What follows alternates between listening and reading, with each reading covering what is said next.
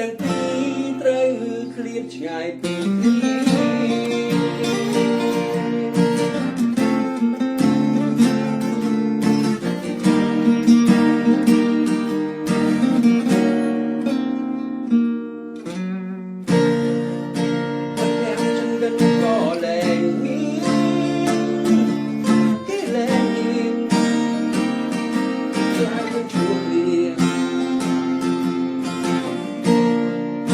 ไม่โดนอาสอนกันคืนเมื่อคืนเพียงแต่เรื่องแรกกันแน่ก็จำบอกเรื่องของน้องมันเอาแต่ตรงตรงไปแต่เป็น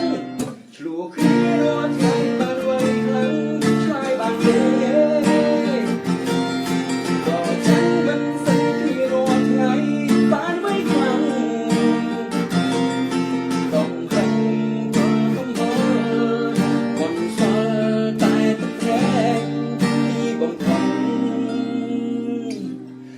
ตั้งពីត្រូវឃ្លាតឆ្ងាយពីគ្នាអូឃ្លាតឆ្ងាយពីគ្នា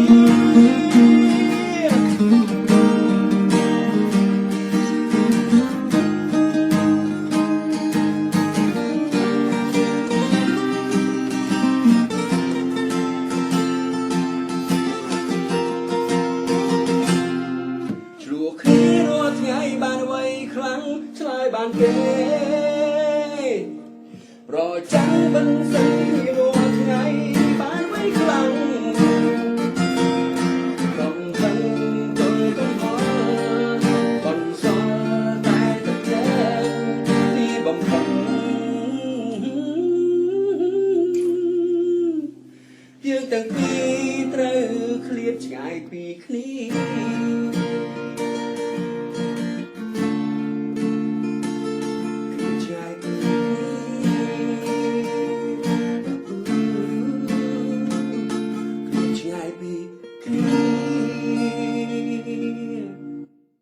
អរគុណសម្រាប់ការទស្សនានិងស្ដាប់បទចម្រៀងថ្មីរបស់ខ្ញុំសូម like and share បទចម្រៀងនេះហើយ subscribe ដើម្បីទទួលបានបទចម្រៀងថ្មីរបស់ខ្ញុំឆាប់ៗទៀតបាយបាយ